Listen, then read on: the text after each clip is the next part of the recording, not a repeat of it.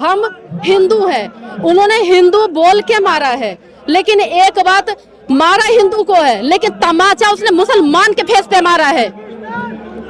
इसलिए कि जिस मुसलमान को वहां से छोड़ा गया वो एक कलंक बन के रह गया सर हिंदुस्तान के अंदर में। जहाँ पहलगांव में है चारों तरफ मुसलमान बस्ती है, वहाँ एक भी हिंदू परिवार नहीं है और हिंदू वहाँ पे पर्यटक बन के जाते हैं, उनको रोजी रोजगार देने जाते हैं, फिर भी वे ऐसा घटना करते हैं आतंकवादियों के साथ मिलकर। तो वहाँ की लोकल पब्लिक और आतंकवादी मिले हुए हैं और कांग्रेस तो सेकुलर है ही नहीं। कांग्रेस तो हमेशा से उनका साथ देती आई है, उन्होंने एक भी टिप्पणी नहीं किया आज तक। इस बार एक्शन होना बहुत ही जरूरी है और सरकार से हम विनती करते हैं कि जल्द से जल्द एक बड़ा एक्शन लिया जाए ताकि ये जो घटना हुई है ये उन 26 परिवारों पर नहीं, पूरे 140 करोड़ लोगों पर हुई है। पूरा भारत आघात हुआ है इस घटना से।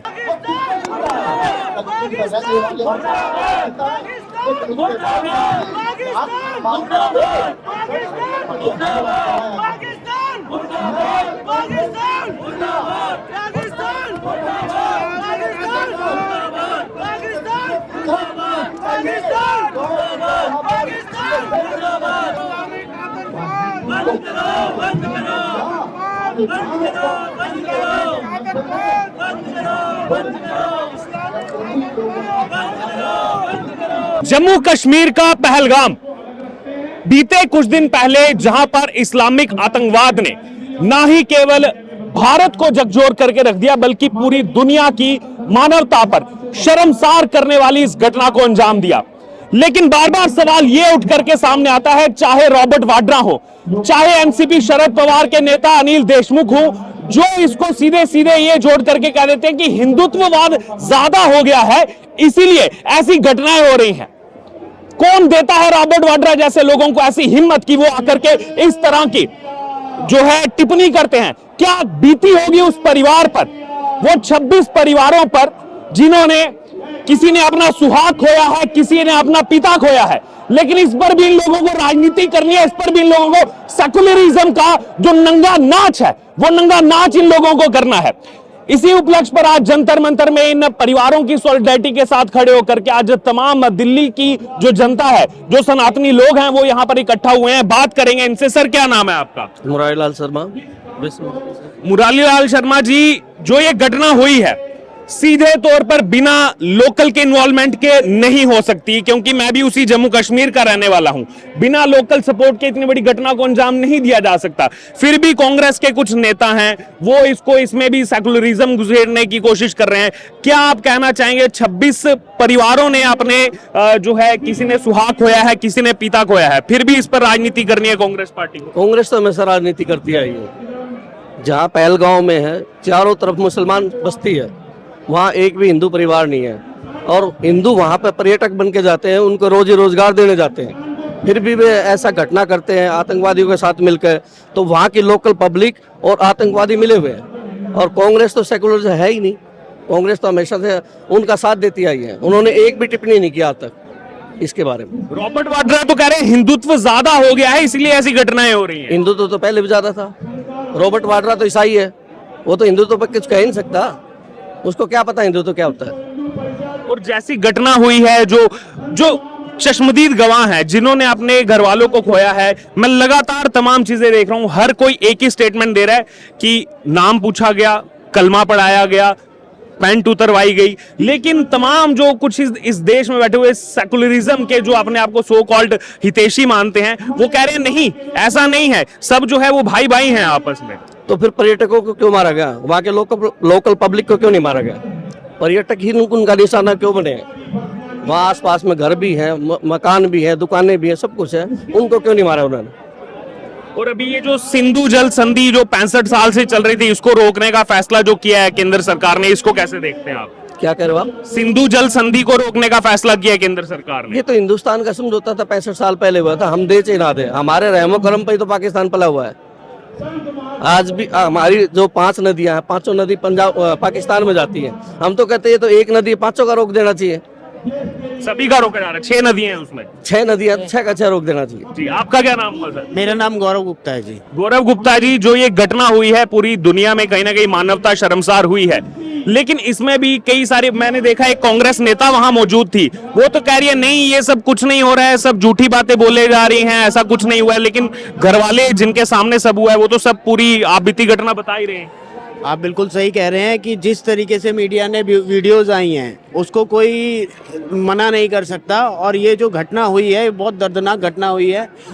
ये जो लोग कहते हैं, जो पॉलिटिशियंस कहते हैं कि धर्म नहीं होता आतंकवाद का, अगर आतंकवाद का धर्म नहीं होता तो कलमा क्यों पढ़ाया जाता मारने से पहले?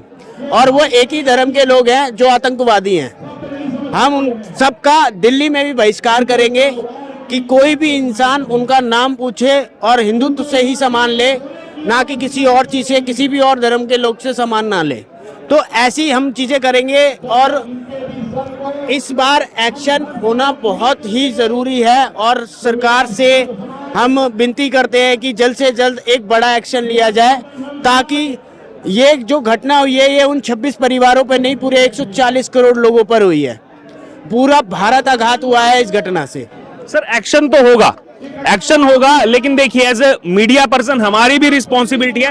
एक्शन क्या होगा ये सरकार और आर्मी पर छोड़ देना चाहिए। अगर हम पहले ही सब कुछ बता देंगे ये होना चाहिए, वो सही नहीं है मेरे ख्याल से। जो होगा सरकार, आर्मी, मुझे लग रहा है एक्शन लेगी, बिल्कुल लेगी। जिस तरीके से न्यूज़ों में भी खबर आ रही है कि कुछ बड़े फैसले लेने वाली है सरकार, और डेफिनेटली जल्दी से जल्दी ही इस पे असर दिखेगा पूरे भारत में। और आर्मी के साथ साथ भारत का हर एक नागरिक देश की इस जो घटना हुई है, दुखद घटना, उसमें हमेशा साथ खड़ा है, और अगर जरूरत पड़े तो हम लोग भी बॉर्डर पर जाकर लड़ाई कर सकते हैं। सर आर्मी के साथ हम सब लोग तो खड़े हैं, लेकिन देश में कुछ ऐसे लोग हैं वो कैंसर बन चुके हैं सर, वो आर्मी पर भी सवाल उठा रहे हैं। वो कह रहे हैं वहां कोई सुरक्षाकर्मी था क्यों नहीं।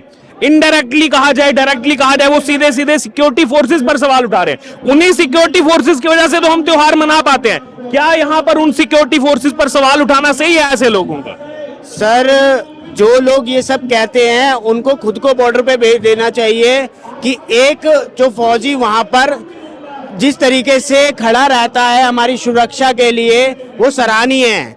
इन लोगों को सिर्फ बोलने आता है, कुत्ते भौंकते रहते हैं, कुछ करेंगे नहीं, और ये कुत्तों से भी बदतर है जो हमारे फौजियों पर क्वेश्चन मार्क लगाते हैं। सर आपके पास आऊंगा, एक इनसे मैं कमेंट लेना चाहूंगा। मैम आगे आ जाइए, क्या नाम है आपका? संगीता झा। देखिए आप एक महिला हैं, एक पत्नी है, कुछ हृदय विदारक जो है वीडियोस आ रही हैं वो देख भी नहीं सकते हम। 6 दिन पहले एक शादी हुई है, मनाने गए थे छुट्टियां नेवी ऑफिसर, उनकी पत्नी, और वो उन्होंने जब कहा कि आपने मेरे पति को मार दिया, मुझे भी मार दीजिए, तो उनको कह दिया जाता है नहीं तुम्हें तो जिंदा रखेंगे ताकि तुम रोज ये दर्द झेलो। ऐसे लोगों के लिए क्या कहना चाहेंगे आप? सर उनके लिए तो कहते कि जो शब्द कहते कि नहीं बोलना चाहते कि उनके साथ में क्या करना चाहिए, क्योंकि आक्रोश तो इतना है कि यहाँ के तो, और जो हिंदुस्तानी जो उनको तो छोड़ दीजिए, हम लोगों के अंदर इतना गुस्सा भरा पड़ा है कि अगर वो हम लोगों के बीच में अगर वो दिखाई देते हैं तो हम लोग खुद ही एक्शन लेंगे सर, क्योंकि उन्होंने हमेशा ही पीठ पे वार करने का काम किया है, और उन्होंने पीठ पे ही वार किया है। ठीक है, उन्होंने ये बहुत ही गलत किया है, लेकिन हम बात करते हैं, कहते हैं जैसे कि हम कहते हैं कि देखिए हम हिंदू हैं, उन्होंने हिंदू बोल के मारा है, लेकिन एक बात, मारा हिंदू को है लेकिन तमाचा उसने मुसलमान के फेस पे मारा है।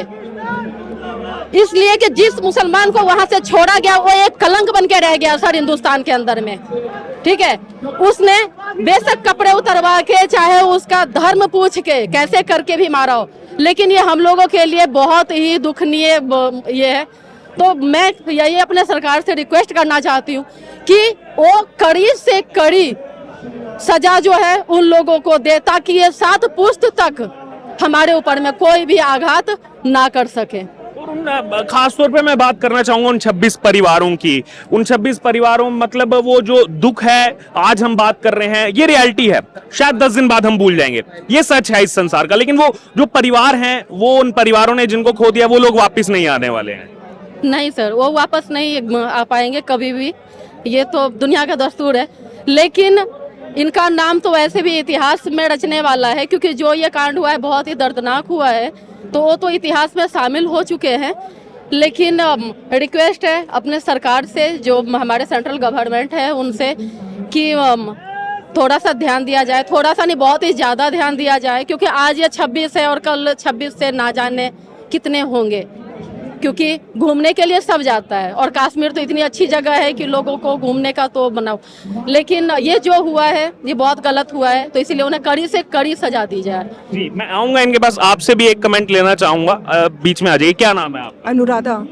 अनुराधा जी, आप बताइए, ये लोग घूमने गए थे, शादी हुई थी 16 को, 22 को, 23 को सुहाग उजड़ गया, उस पर भी कई लोग राजनीति कर रहे हैं। वो कह रहे हैं नहीं, वो लोग तो झूठ बोल रहे हैं, हम जो 5 स्टार होटल के अंदर बैठ करके कहानियां सुना रहे हैं, हमारी कहानियां सही हैं। ऐसे कुछ सेकुलर नेता हैं इस देश में। नहीं, ये तो गलत बात, बिल्कुल गलत बात है। उनसे पूछिए ना, उस लेडीज से पूछिए जिसने अपनी आंखों के सामने अपने पति को मरते हुए देखा। अभी 16 दिन हुए थे और बस ये रहा कि उन लोगों ने अपना जब बोला कि उनसे पूछा गया उनका नाम, तो उन्होंने झूठ नहीं बोला, मर गए पर उन्होंने झूठ नहीं बोला कि हम हिंदुस्तानी हैं, और हमें इस चीज़ का गर्व है और श्रद्धांजलि देते हैं उन लोगों को कि उन लोगों ने झूठ नहीं बोला, मर गए पर झूठ नहीं बोला। बस